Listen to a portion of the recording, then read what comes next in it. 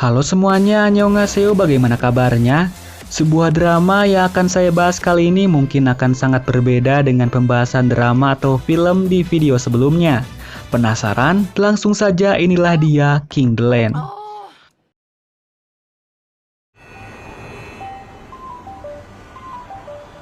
Hotel King, sebuah hotel yang bisa dibilang salah satu yang terbaik di Korea. Diketahui kali ini mereka tengah membuka lowongan untuk para pelamar yang ingin bekerja di sini. Bisa kita lihat banyak sekali pelamar dengan berbagai karakter. Namun ada juga yang tampak tidak siap dan merasa gugup saat sesi interview kerja.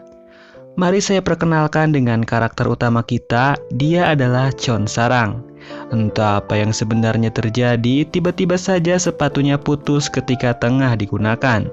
Namun ia tidak terlalu mempermasalahkan itu dan terus mengikuti sesi interview, yang sekaligus membuktikan bahwa ia adalah seorang yang profesional. Singkat cerita, sesi interview pun tiba. Namun kehadirannya ternyata dipandang sebelah mata karena ia bukanlah lulusan sarjana. Tapi beruntung Sarang merupakan wanita yang cerdas, di mana ia berhasil membuat kagum para pewawancara dengan jawaban yang luar biasa ketika ditanya. Singkat cerita, malam pun tiba. Sarang tampak tengah berkumpul bersama sahabatnya, yaitu Daeul dan juga Oh Byung. Diketahui Daeul bekerja sebagai pramugari, sementara Oh Byung adalah seorang penjaga toko. Disinilah Sarang bercerita tentang apa yang terjadi saat wawancara tadi pagi, di mana ia tidak yakin dengan hasilnya karena ia merasa tidak tampil dengan maksimal. Apalagi sepatunya tiba-tiba copot segala sesaat sebelum wawancara dimulai.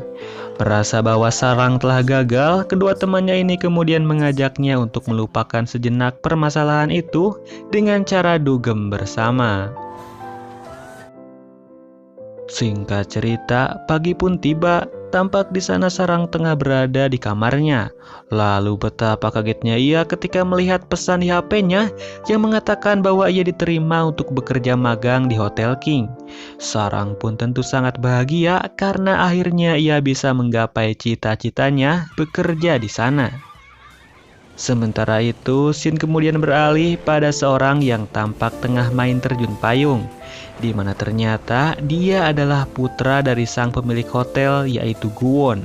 Namun aksi kerennya ini terkesan agak konyol karena dia salah mendarat, di mana ia malah hinggap di atas gedung sekolah yang berada di samping hotel. Diketahui Guwon datang kemari karena diminta oleh ayahnya untuk belajar cara mengelola perusahaan dengan bekerja di Hotel King. Tak lama kemudian, Guwon mulai masuk ke kantor seperti para pekerja lainnya. Namun di sini ia menyamar sebagai pekerja magang karena tidak ada yang tahu tentang dirinya. Di tempat ini, seorang atasan kemudian menghampiri Guwon dan mulai menasehatinya untuk tidak menggunakan barang-barang yang lebih mewah daripada para atasan. Karena hal semacam itu dianggap sebagai pembangkangan. Di situ juga awalnya atasan Sotoy ini mengira bahwa barang mewah yang digunakan Guwon adalah barang palsu. Tak lama kemudian ia mendapat tugas untuk memfotokopi sebuah berkas. Namun karena dirinya belum pernah menggunakan benda tersebut, ia tampak cukup kebingungan. Hingga datanglah seorang pekerja lainnya, yaitu Nosang yang datang untuk membantu. Setelah diperiksa, ternyata tintanya perlu untuk diganti. Namun tiba-tiba datang si atasan Sotoy, di mana ia malah menyuruh Nosang untuk mengocok tinta tersebut. Alhasil tintanya pun keluar dan membuat ruangan jadi kotor. Karena kejadian itu, seorang manajer kemudian mendatangi Nosang dan mulai memakinya dengan mengatakan bahwa Nosang tidak bisa bekerja. Melihat hal itu, Guwon segera menegaskan bahwa yang patut disalahkan itu bukan Nosang, melainkan si atasan Sotoy yang telah menyuruhnya tadi. Meskipun ucapan Guwon ini benar, namun tak apa yang terjadi, si manajer malah amuk-amukan gak jelas dan malah mengancam akan memecatnya. Yang lebih parahnya lagi, sebelum Guwon dan Nosang dipecat, keduanya diminta untuk membersihkan terlebih dahulu tinta yang berserakan. Tanpa diduga, di situ Guwon langsung mengiyakan pemecatannya dan segera menghubungi OB untuk membersihkan tempat ini. Disinilah pada akhirnya semua pekerja termasuk sang manajer tahu bahwa Guwon adalah anak dari pemilik hotel ini. Bisa kita lihat si Anjay ini tampak langsung bersikap baik setelah dirinya tahu seseorang yang ia pecat ternyata adalah atasannya sendiri. Merasa kasihan pada Nosang, Guwon kemudian segera mengangkatnya untuk menjadi seorang pegawai tetap. Nosang pun tentu sangat bahagia karena pada akhirnya ia bisa berada di posisi yang ia cita-citakan sejak dulu kala. Malamnya, tampak di sana ada Guwon tengah dimarahi oleh ayahnya karena baru pertama kerja langsung membuat onar. Guwon pun mungkin sedang bercanda, di mana ia mengatakan bahwa sebenarnya ia telah dipecat oleh manajer yang merupakan bawahannya sendiri. Di tempat ini ada juga kakaknya Guwon yang kalau gak salah namanya itu Duhwa. Wanita ini kemudian menyarankan si ayah untuk mengembalikan Guwon ke luar negeri supaya melanjutkan studinya saja daripada membuat onar di sini. Di situ juga kita bisa berkesimpulan bahwa ternyata Guwon dan kakaknya tampak tidak dekat sama sekali, di mana bahkan adiknya itu tidak diizinkan untuk tidur di rumah dan malah disuruh untuk tidur di hotel saja sebelum ia berangkat ke luar negeri. Kembali ke Sarang, diperlihatkan ia tampak begitu bahagia karena akhirnya ia bisa bekerja di hotel ini. 자신 없는 사람은 지금 나가면 됩니다. Di hari pertamanya bekerja, Sarang langsung ditempatkan di bagian gym, yang mana bisa dikatakan tempat ini berada di kasta paling bawah para pekerja hotel. Di situ ia kemudian langsung disuruh membersihkan berkas keringat para penghuni. Meskipun sangat jijik, tapi mau bagaimana lagi, ia harus tetap profesional. Di tempat gym ini tampak ada seseorang yang mulai menyukai Sarang dan mulai caper kepadanya dengan melakukan aksi-aksi yang sangat mengganggu kenyamanan para penghuni lain. Senior Sarang kemudian segera menasehati pria tersebut untuk tidak mengganggu orang lain. Namun yang terjadi, orang tersebut malah menyerahkan uang dan surat untuk dikirim pada Sarang. Meskipun agak kesal, si senior kemudian segera mengantarkan paket tersebut pada juniornya ini. Namun setelah membaca surat tersebut, Sarang merasa telah tanda kutip ternodai. Ia pun langsung bergegas untuk mendatangi orang tersebut dengan ciri-ciri bajunya bergambar harimau. Sialnya, di situ Guwon ternyata tengah olahraga dengan menggunakan baju yang sama. Sarang dengan tanpa pugah-puguh langsung memaki Guwon dan membuatnya terjatuh. Lalu setelahnya wanita ini langsung pergi begitu saja seolah tidak terjadi apa-apa. Guwon tentu bingung dan kesal dengan situasi ini. Lalu tiba-tiba kakaknya datang dan menasihatinya untuk menjaga sikap di depan para penghuni hotel. Namun Guwon yang terlanjur kesal sudah masa bodoh dengan hal itu. Di saat yang sama, Sarang tampak dipanggil oleh Duhwa dan mulai diuji dengan berbagai pertanyaan. Duhwa tampak begitu kagum dengan jawaban-jawaban dari wanita ini. Duhwa kemudian memutuskan untuk mengangkat Sarang untuk dipindahkan ke bagian lobi, karena sangat disayangkan jika Sarang yang pintar hanya bekerja di bagian bersih-bersih tempat olahraga. Sang manajer mencoba bicara pada Duhwa untuk mempertimbangkan kembali keputusannya. Namun apa daya, keputusan Duhwa ternyata sudah bulat dan tidak bisa diganggu-gugat. Manajer yang nampak takut tersaingi ini tiba-tiba memanggil Sarang dan mengatakan bahwa bekerja di Hotel King kita dituntut untuk memahami berbagai bahasa di dunia, bukan hanya bahasa Korea dan Inggris saja. Namun hal di luar dugaan terjadi karena Sarang berhasil mengcounter ocehan atasannya itu dengan menunjukkan bagaimana lancarnya ia berbahasa Cina dan juga Jepang yang bahkan sang manajer pun tidak memahaminya. Di lain cerita, tampak di sana ada Guwon dan juga Duhwa kakaknya.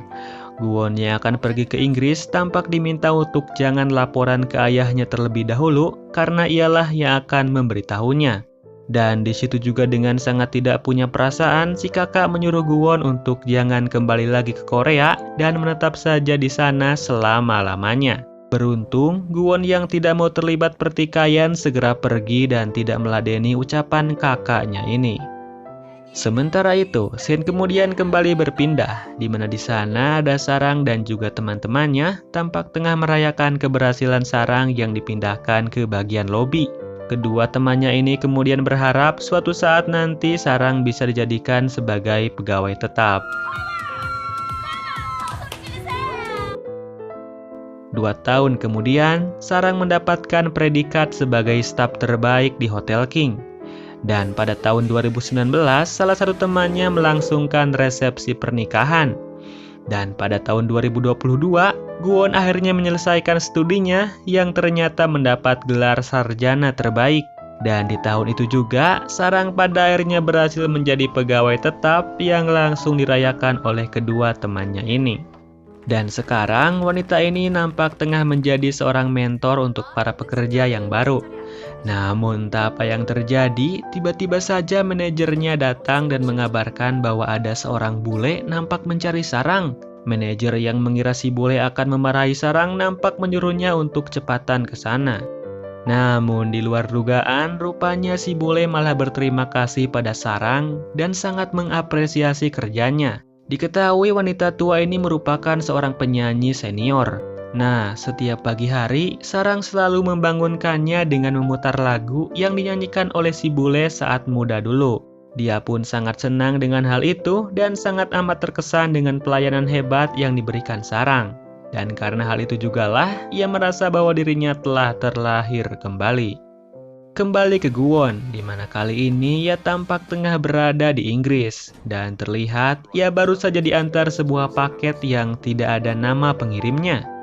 Dan setelah membuka paket tersebut, ia melihat data dari seorang pegawai bernama Han Miso. Entah kebetulan atau sudah direncanakan sebelumnya, tiba-tiba saja Guwon mengajak Nosang untuk kembali lagi ke Korea. Singkat cerita, pria itu kini sudah tiba di Korea. Saat di rumah, ayahnya kemudian menyuruhnya untuk memilih agar bekerja dimanapun yang kau mau. Karena Guwon kan sudah lulus kuliah. Di situ pemuda ini ternyata memilih untuk bekerja di Hotel King, dan si ayah tentu saja menyambut baik keputusan dari putranya tersebut. Namun wajah ceria si ayah tak berlangsung lama ketika Guwon membahas soal dirinya yang belum pernah melihat ibunya. Singkat cerita, Guwon tampak sudah ada di Hotel King, namun sesaat sebelum melakukan sesi pidato perkenalan, entah mengapa ponselnya ketinggalan. Nosang kemudian segera melaporkan hal ini ke lobi supaya tolong diambilin ponsel si bos. Dan ternyata Saranglah yang ditugaskan untuk mengambil dan mengantarkan ponsel tersebut. Meskipun ia tampak sakit perut, tapi apa daya si manajer sama sekali tidak peduli. Dengan cukup tergopoh-gopoh, Sarang berjalan menuju kamar Guwon dan menemukan ponselnya. Namun ia sudah benar-benar tidak tahan dengan perutnya. Melihat ada kamar mandi, wanita ini langsung tancap gas untuk dulu. Namun secara tidak terduga, bos muda tiba-tiba datang berniat untuk mengambil berkas yang juga ketinggalan. Bisa kita duga, keduanya pun bertemu dalam kondisi yang tidak mengenakan bagi Sarang. Mungkin cukup segini aja untuk pembahasan kali ini. Thanks for watching, semoga kalian terhibur dan sampai jumpa.